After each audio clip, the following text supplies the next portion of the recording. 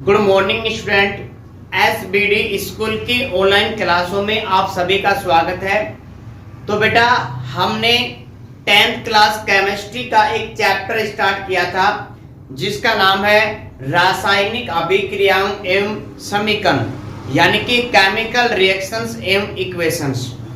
हमने बेटा इस चैप्टर के लगभग 2 या 3 लेक्चर कर चुके हैं, जिसमें से हमने डिस्कस किया था कि कोई भी जो हमारे पास परमाणु होता है वो इलेक्ट्रॉन त्यागता है, यानी कि इलेक्ट्रॉन ग्रहण करता है तो क्या बनाता है, आयन्स बनाता है। और इसी के साथ साथ हमने धनायन और ऋणायन को आपस में मिलाकर क्या बनाया था, इसमें किसी भी अणु का निर्माण किया था, यानी कि उस अणु से क्या बनाया था, उसका अणु सूत्र बनाया था हमने।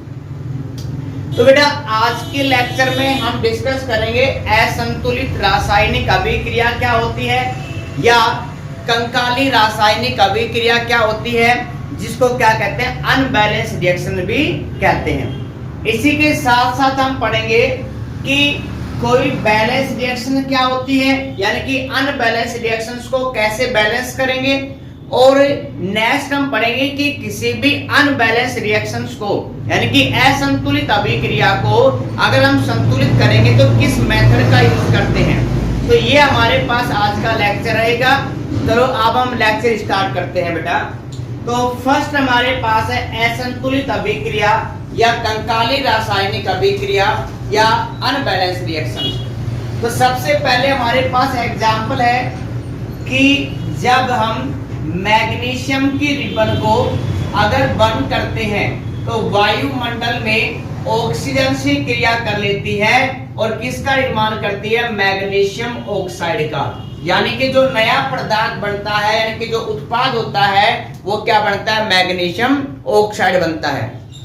इसी के साथ साथ जो हमारे पास अभिकारक यानी कि जो क्रिया करने वाले पदार्थ कौन कौन है, एक तो मैग्नीशियम है और क्या है, ऑक्सीजन है। तो ये दोनों पदार्थ क्या है, क्रियाकारक है, यानी कि क्या करेंगे, क्रिया करेंगे।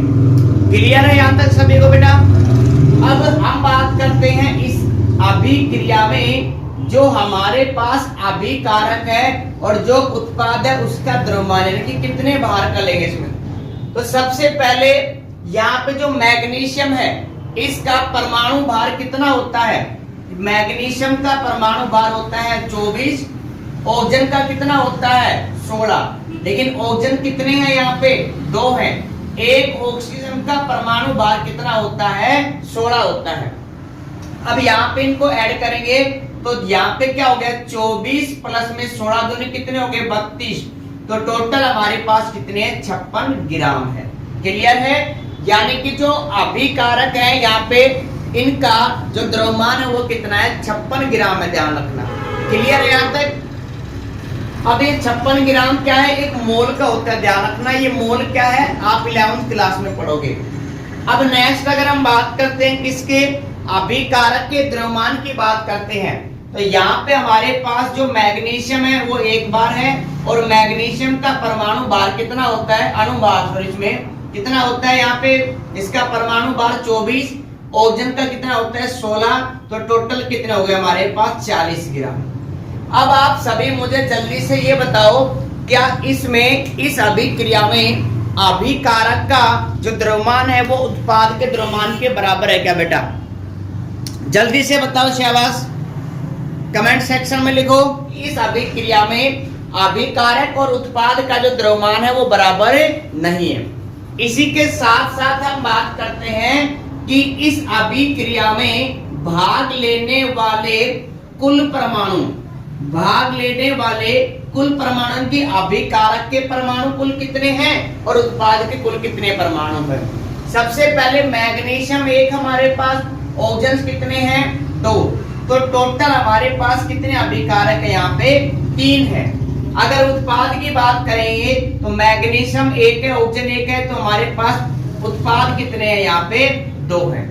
क्या यहाँ इस अभिक्रिया में अभिकारकों की संख्या और उत्पादों की संख्या बराबर है क्या बेटा। देखो अभिकारक कितने हैं 3, उत्पाद कितने हैं 2। क्या ये बराबर है क्या बेटा, नहीं है बराबर, ध्यान रखना। तो हम ये कहेंगे कि ये एक ऐसी रासायनिक अभिक्रिया है सुना ध्यान से, यह एक ऐसी रासायनिक अभिक्रिया है जिसमें ना तो अभिकारकों का द्रव्यमान और उत्पादों का द्रव्यमान बराबर है और ना ही अभिकारकों के कुल परमाणुओं की संख्या उत्पाद के कुल परमाणुओं की संख्या के बराबर है। तो ऐसी अभिक्रिया क्या कहलाती है? असंतुलित रासायनिक अभिक्रिया। मतलब अभिकारक उत्पादों का द्रव्यमान अगर बैलेंस नहीं है या इनके परमाणु की संख्या बैलेंस नहीं है या संतुलित नहीं है, तो ऐसी अभिक्रियाएं क्या कहलाती है? असंतुलित रासायनिक अभिक्रिया कहलाती है। क्लियर है? इसी के साथ नेक्स्ट इसी को क्या कहते हैं?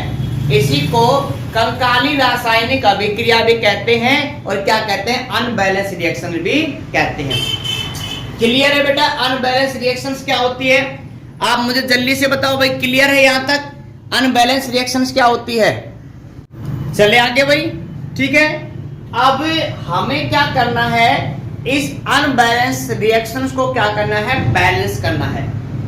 तो नेक्स्ट टॉपिक है कि जो हमारे पास कोई भी रासायनिक अभिक्रिया है उसको बैलेंस कैसे करते हैं।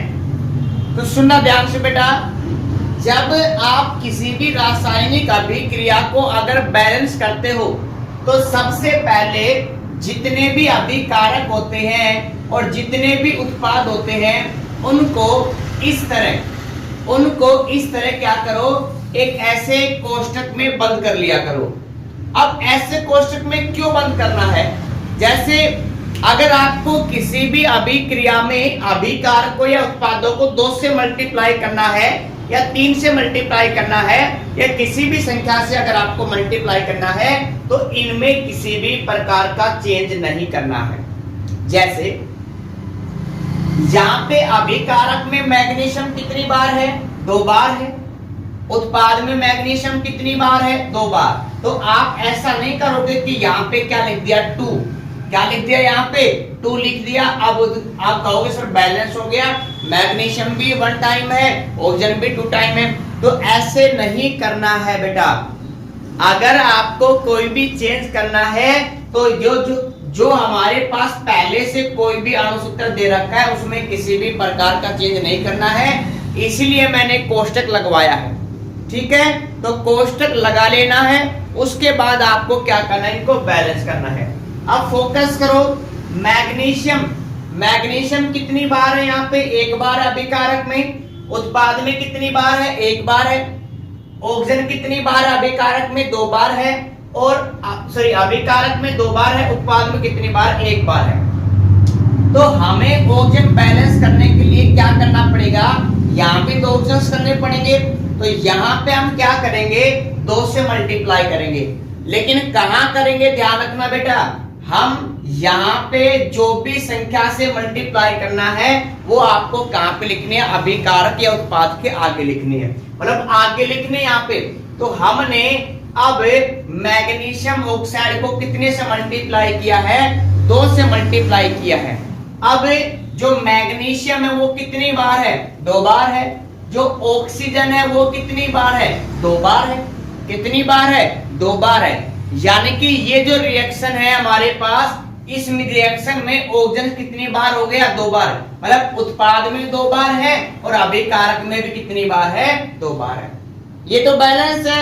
लेकिन अब प्रॉब्लम फिर आ गई भाई, हमने ऑक्सीजन को बैलेंस करने के लिए पूरे अणु को कितने से मल्टीप्लाई किया था? 2 से मल्टीप्लाई किया था ना यहाँ पे। अब ये मैग्नीशियम कितनी बार हो गया? 2 बार। लेकिन अभिकारक में कितनी बार है? 1 बार है। इसीलिए हम यहाँ पे भी क्या करेंगे? कितने से मल्टीप्लाई करेंगे? 2 से मल्टीप्लाई करेंगे। क्लियर है? तो हमारे पास जो कंप्लीट रिएक्शन आई है कि 2 मैग्नीशियम रिएक्शन करता है। किससे रिएक्शन करता है? ऑक्सीजन से रिएक्शन करता है और क्या बनाएगा? 2MgO बनाएगा। यहाँ पे अगर हम बात करें इनके द्रव्यमान की तो बराबर है कि नहीं है देखना हमें भाई। इसमें मैग्नीशियम कितनी बार है? 2 बार है। यहाँ पे एक मैग्नीशियम का परमाणु बार कितना होता है? 24 होता है प्लस। ऑक्सीजन कितनी बार है? 2 बार। एक ऑक्सीजन का परमाणु बार कितना होता है? 16 होता है। तो 24 दूनी कितने हो गए? 48 और 16 दूनी कितने हो गए? 32। 8 और 2 10, 4 और 3 7 और 1 कितने हो गए 8। तो टोटल कितना आया है 80 आया है। इसी तरह यहाँ पे निकालेंगे तो मैग्नीशियम का कितना होता है 24 और ओजोन का कितना होता है 16। कितने से मल्टीप्लाई कर रखा है 2 से। 16 और 24 40 और 2 कितने हो गए 80। तो यहाँ पे अभिकारकों और उत्पादों की मात्रा यानी कि उनका द्रव्यमान कैसा है यहाँ पे समान है। कैसा है द्रव्यमान बेटा यहाँ पे समान द्रव्यमान है। अब परमाणुओं की संख्या भी कैसी है समान। तो ऐसी कोई भी रासायनिक अभिक्रिया जिसमें अभिकारकों व उत्पादों का द्रव्यमान समान होता है, इसी के साथ साथ उनके परमाणुओं की संख्या भी कैसी होती है समान होती है। तो ऐसे अभिक्रियाएं क्या कहलाती हैं संतुलित रासायनिक अभिक्रिया कहलाती हैं, या इनको क्या कहते हैं बैलेंस्ड केमिकल रिएक्शन कहते हैं। क्लियर है बेटा। यहां तक अगर समझ में आया है तो वीडियो बेटा ठीक है क्लियर है यहां तक ठीक है। अगर आपको यहां तक समझ में आया है तो वीडियो को बेटा जरूर लाइक करो। आप पहले कर दिया आपने शाबाश बेटा थैंक यू। ऐसे ही लाइक करते रहा करो आप सभी। अब हमें क्या करना है देखो बेटा, अब हमें बहुत सारे एग्जाम्पल लेने हैं जिनके क्या करने हैं रासायनिक अभिक्रिया को बैलेंस करना है। मतलब उन एग्जाम्पल में आपको असंतुलित अभिक्रिया मिलेगी और आपको उनको क्या करना है संतुलित करना है। तो अब आप क्या करो जल्दी से अपने कॉपी पेन निकाल लो और साथ साथ जो जो मैं आपको क्वेश्चंस कराता हूं आप पहले क्वेश्चन नोट करना, वीडियो को पॉज करना और फिर उनको सोल्व करना और फिर मिलान करना है आपको। क्लियर है। जल्दी से कॉपी पेन निकालो बेटा।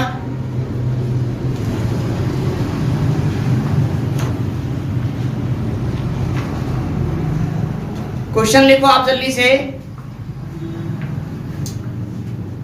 ये फर्स्ट बोल रहा है हमारे पास में कि निम्नलिखित रासायनिक अभिक्रिया को संतुलित कीजिए। इसमें फर्स्ट एग्जांपल है बेटा BaCl2 बेरियम क्लोराइड की रिएक्शंस कराते हैं H2SO4 और H2SO4 का नाम क्या होता है बेटा सल्फ्यूरिक अम्ल।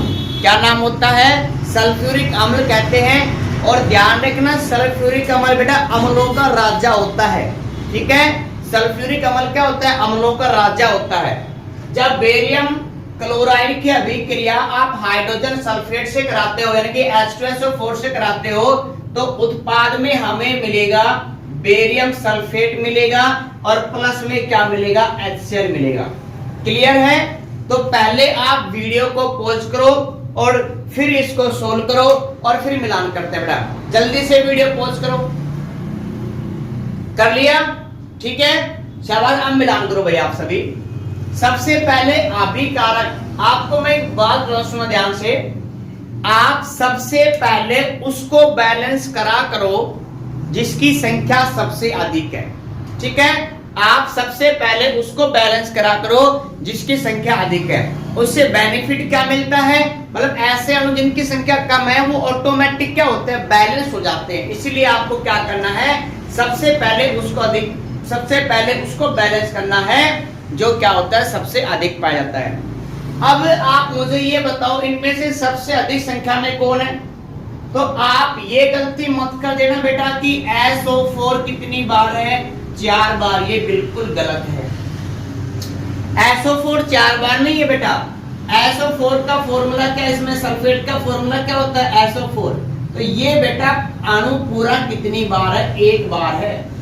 SO4 4 बार नहीं है कितनी बार है 1 ही बार है। ध्यान रखना इसका अणु में ही 4 होता है। जैसे कार्बोनेट की बात करें कार्बोनेट का फॉर्मूला क्या होता है CO3 होता है बेटा। अब कार्बोनेट की बात करें यहाँ पे तो कार्बोनेट कितनी बार है 3 बार नहीं है कितनी बार है 1 बार है। क्लियर है। तो आप ध्यान रखना ऐसे कुछ हमारे पास अणु होते जहां पे संख्या लिखी है तो आप इनको ऐसे मत बोलो 3 बार है 4 बार। जैसे एग्जांपल फॉर एक और एग्जांपल नाइट्रेट। नाइट्रेट का फॉर्मूला होता है NO3।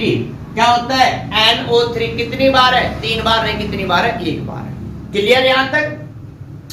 अगर ये ऐसे हमारे पास परमाणु 2 या 3 बार मिलेंगे ना, तो आपको यहाँ पे कोष्टक मिलेगा और यहाँ पे कोई भी संख्या मिलेगी, ध्यान रखना इसमें। तो यहाँ पे सल्फेट कितनी बार है? 1 बार है। अभिकारक उत्पाद में सल्फेट कितनी बार है? 1 ही बार है। हाइड्रोजन अभिकारक में कितनी बार है? 2 बार है। उत्पाद में कितनी बार है? 2 बार। क्या ये बैलेंस है क्या बेटा? नहीं है। तो हम क्या करेंगे, कोष्टक नहीं लगा रहा हूं बेटा, कोष्टक मैंने उस समय लगाया था, तब लगाया था ताकि मैं आपको बता सकूं कि आपको इनमें, इनके सूत्र में किसी भी प्रकार का चेंज नहीं करना है, इसीलिए बेटा मैंने कोष्टक लगाया था वहां पे। इसे अब क्या करेंगे, 2 से गुणा करेंगे ना भाई हाइड्रोजन यहाँ पे कितने? 2 हैं और वहां पे कितने हैं? 2 हैं, 1 है वहां पे। तो 2 से बराबर करने के लिए क्या करना पड़ेगा? 2 से गुणा करना पड़ेगा। तो हमने यहाँ पे कितने से मल्टीप्लाई किया है? सॉरी, कितने से मल्टीप्लाई किया है? 2 से मल्टीप्लाई किया है। तो हाइड्रोजन कितनी बार होंगे? 2 बार होंगे। भाई यहाँ पे हाइड्रोजन कितनी बार है? 2 बार। HCl में जो Cl है वो कितनी बार हो गया? 2 बार। और अभिकारक में Cl कितनी बार है? 2 बार। बेरियम कितनी बार है? 1 बार। और बेरियम कितनी बार है? 1 बार। तो रिएक्शन क्या हो गई? बैलेंस हो गई। जिन जिन बच्चों के सही आया है, तो जिसका राइट है उसको राइट करना, जिसका रॉन्ग है उसको काट के फिर से करना। इसमें कर लिया सभी ने? एग्जाम्पल नंबर 2 लिखो बेटा, एग्जाम्पल नंबर 2 लिखो। एल्यूमिनियम की क्रिया हम कराएंगे कॉपर क्लोराइड से, तो उत्पाद में बनेगा एल्यूमिनियम क्लोराइड प्लस में कॉपर। क्लियर है? सबसे पहले आप ये चेक करो कि रिएक्शन बैलेंस है कि नहीं है। जल्दी से चेक करो बेटा, रिएक्शन बैलेंस है कि नहीं है, जल्दी से चेक करो। अगर आपने चेक कर लिया है तो वीडियो को पॉज करो और इसको क्या करो, बैलेंस करो। जल्दी से कर लिया बेटा? अब ध्यान दो, देखो कैसे करते हैं। सबसे पहले आप ये चेक करो रिएक्शन बैलेंस है कि नहीं है। भाई अभिकारक में एल्यूमिनियम 1 बार है, उत्पाद में 1 बार है, ठीक है, ये तो बैलेंस है। कॉपर 1 बार है, कॉपर 1 बार है। Cl कितनी बार है? 2 बार है। और यहाँ पे Cl कितनी बार है? 3 बार। तो अभिकारक में Cl 2 बार है और उत्पाद में Cl कितनी बार है? 3 बार। तो क्या हम 2 को 3 कर सकते हैं क्या? नहीं कर सकते भाई, प्लस थोड़ी ना कर पाएंगे, हमें तो मल्टीप्लाई करना पड़ेगा। तो ना तो 3 को 2 कर सकते हैं, ना 2 को 3 कर सकते हैं। लेकिन हाँ, हम इन संख्याओं को किसी दूसरी संख्या से गुना करके हम एक ऐसी संख्या प्राप्त कर सकते हैं जो दोनों में कैसी हो? समान हो। ऐसे तो कर सकते हैं। जैसे एग्जाम्पल के लिए हमें दोनों तरफ Cl कितने करने हैं? 6 Cl यहाँ पे करने हैं और 6 आपको वहां पे करने हैं। तो इसको कितने से मल्टीप्लाई करोगे? 3 से, तभी तो 6 आएगा, तभी आएगा। यहाँ पे कितने से मल्टीप्लाई करोगे? 2 से। तो मतलब पूरे अणु को आपको कितने से मल्टीप्लाई करना है? 3 से। मल्टीप्लाई कहाँ पे करना है? ऊपर करना है क्या? नहीं। यहाँ पे लिखना है क्या? नहीं। तो कहाँ पे करेंगे बेटा? आगे तो करेंगे। तो इसको हमने कितने से मल्टीप्लाई किया? 3 से मल्टीप्लाई कर दिया। अब आपने पहले Cl देखो, पहले Cl कितने थे? 2। कितने से मल्टीप्लाई किया? 3 से। तो Cl कितने हो गए? 6। यहाँ पे कितने से मल्टीप्लाई किया? 2 से। तो आपने यहाँ पे 2 से मल्टीप्लाई किया। पहले Cl कितनी बार थे? 6 बार, फिर 3 बार। कितने से मल्टीप्लाई किया? 2 से। तो 3 दूनी 6। मतलब जो Cl है ना, क्लोराइड है, वो तो क्या हो गया? बैलेंस हो गया दोनों तरफ। क्लियर है ना? बैलेंस हो गया। अब लेकिन जब आपने क्लोराइड को बैलेंस करने की कोशिश की तो यहाँ पे जो कॉपर है वो कितनी बार हो गया? 3 बार हो गया। ध्यान रहे, मतलब आपने क्लोराइड को तो बैलेंस कर दिया, लेकिन कॉपर अब कितनी बार हो गया आपके पास में? 3 बार हो गया। उत्पाद में कॉपर कितनी बार है भाई? उत्पाद में कॉपर कितनी बार है? 2 बार है। तो या फिर 1 बार है, तो कितने से मल्टीप्लाई करेंगे? 3 से। इसीलिए हमने यहाँ पे कितने से मल्टीप्लाई किया है? 3 से। कॉपर क्या हो गया? बैलेंस हो गया। देखो Cl यहाँ पे कितनी है? 3 दूनी 6। Cl तो बैलेंस है, लेकिन एल्यूमिनियम अब कितनी बार हो गए? 2 बार। आगे कितना है भाई? 2 है ना। यहाँ एल्यूमिनियम कितनी बार है, एक बार है, तो यहाँ पे कितने से मल्टीप्लाई करेंगे, 2 से मल्टीप्लाई करेंगे। अब जो हमारे पास रिएक्शन है वो क्या है, बैलेंस रिएक्शन है। क्लियर है बेटा यहाँ पे।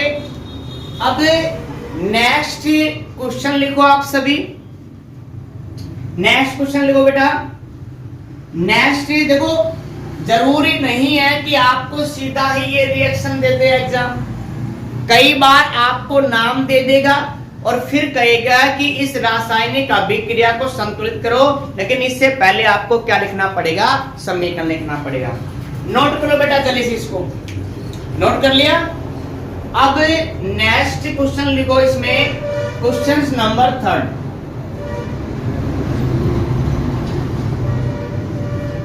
लिखो बेटा, calcium hydroxide, example number question 3 इसमें, ठीक है। कैल्शियम हाइड्रोक्साइड, कैल्शियम हाइड्रोक्साइड की क्रिया करानी है कार्बन डाइऑक्साइड से।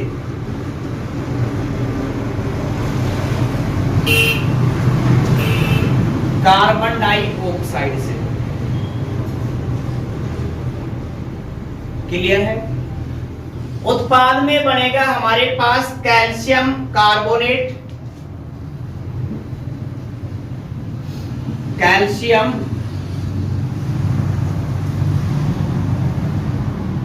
कार्बोनेट, प्लस में उत्पाद में बनेगा हमारे पास इसमें जल H2O, ठीक है, H2O यानी कि जल। तो बेटा सबसे पहले हमें क्या करना है, इस रिएक्शन में जो भी अभिकारक है उनके क्या लिखने हैं, अणुसूत्र लिखने हैं, फिर इसको बैलेंस करना है। कैल्शियम हाइड्रोक्साइड, अगर आपने इनकी प्रैक्टिस की होगी अच्छी तरीके से तो आपको तुरंत आंसर मिला होगा कैल्शियम हाइड्रोक्साइड का फॉर्मूला क्या होता है। तो कैल्शियम हाइड्रोक्साइड का फॉर्मूला होता है CaOH और यहाँ पे क्या आएगा, ट्वाइस में। कार्बन डाइऑक्साइड, कार्बन डाइऑक्साइड का फॉर्मूला क्या होता है, CO2 होता है।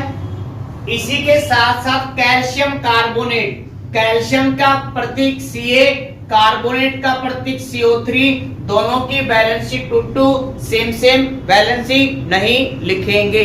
क्लियर है भाई। H जल का फॉर्मूला क्या होता है, H2 होता है। अब आप यहाँ पे देखो कि रिएक्शन में जो अभिकारक है या जो उत्पाद है उनकी संख्या बराबर है या नहीं है। देखो सबसे पहले देखो यहाँ पे ये क्या लग रहा है, ट्वाइस लग रहा है, मतलब पूरे को कितने से मल्टीप्लाई कर रखा है, 2 से मल्टीप्लाई कर रखा है। तो हाइड्रोजन कितनी बार है, 2 बार। उत्पाद में कितनी बार है, 2 बार, ठीक है। ऑक्सीजन कितनी बार है, यहाँ पे 2 बार है। भाई अगर आपके पास AB है, इसको 2 से मल्टीप्लाई किया तो AB 2 बार और BB कितनी बार, 2 बार। इसमें सेम यही तो कंडीशन है इसमें। तो यहाँ पे हमारे पास क्या हो गया, इसमें ऑक्सीजन यहाँ पे 2 बार है और इसी के साथ साथ ऑक्सीजन 2 ये रहे, तो 2 और 2 कितने ऑक्सीजन है इसमें, 4। मतलब अभिकारक में कुल ऑक्सीजन की संख्या कितनी है, 4 है। यहाँ पे देखो ऑक्सीजन 3 और 1 4, तो ऑक्सीजन में कितने हैं, 4। कैल्शियम 1, कैल्शियम 1, कार्बन कार्बन, मतलब ये रिएक्शन कैसी रिएक्शन है, बैलेंस है, पहले से ही बैलेंस रिएक्शन है। अगर आपको क्वेश्चंस एग्जाम में आता है क्वेश्चंस में कि निम्नलिखित अभिक्रियाओं को संतुलित करिए या संतुलित कीजिए, तो आपको एग्जाम में क्या लिखना है, आंसर लिखने के बाद आपको नीचे लिखना पड़ेगा संतुलित अभिक्रिया। क्या लिखना पड़ेगा भाई, संतुलित अभिक्रिया। इसमें क्लियर है यहां तक। तो अगर आपके पास जो पीडीएफ सेंड की जाए इसमें, तो आपके पास जो पीडीएफ सेंड की जाएगी इसमें दोनों प्रकार के क्वेश्चंस मिलेंगे। मतलब आपको सीधा इसका फॉर्मूला भी मिल जाएगा, उसको बैलेंस करना है। इसी के साथ साथ आपको अगर उसका नाम भी मिल जाए तो भी क्या करना है, उसका सबसे पहले फॉर्मूला करना है और उसको क्या करना है, इसमें संतुलित करना है। क्लियर है ना? यहां तक समझ में आया है बेटा? अगर समझ में आया है तो अभी तक जिन बच्चों ने वीडियो लाइक नहीं की है वो जल्दी से वीडियो लाइक कर दे बेटा, ठीक है? फिर हम आगे चलते हैं। अब कुछ एग्जाम्पल हैं जो मैं आपको पीडीएफ में सेंड कर दूंगा, जिसको आपके करने इसमें, आपको खुद करने इसमें। क्लियर है ना? अब नेक्स्ट देखो, यहाँ पे हम किसी भी रिएक्शन को बैलेंस करने के लिए एक मेथड का यूज करते हैं, ठीक है? एक मेथड का यूज करते हैं और उस मेथड का नाम हमारे पास होता है हिट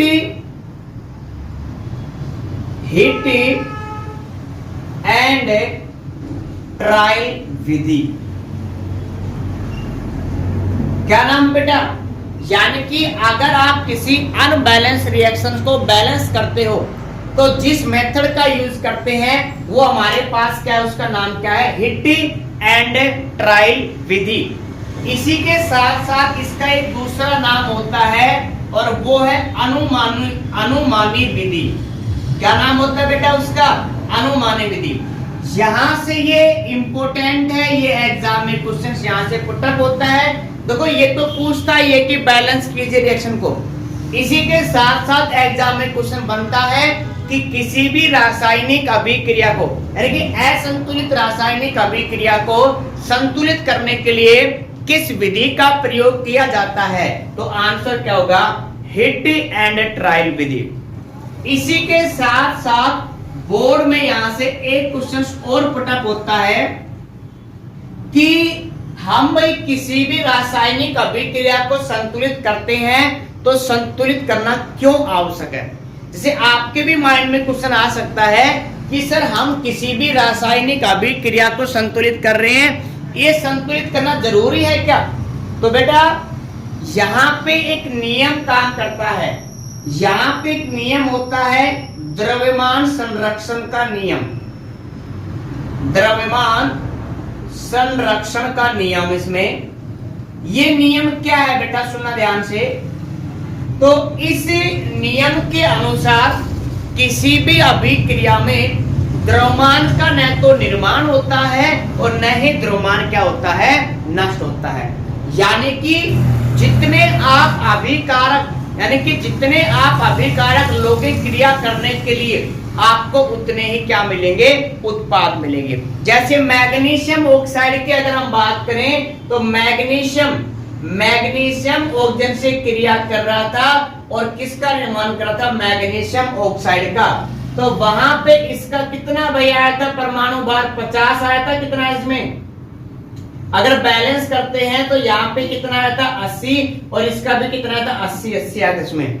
यानी कि जितने अभिकारक भाग ले रहे हैं उतने ही क्या बढ़ेंगे? उत्पाद। तो एग्जाम में क्वेश्चन बनता है कि किसी भी रासायनिक अभिक्रिया को संतुलित करना क्यों आवश्यक है?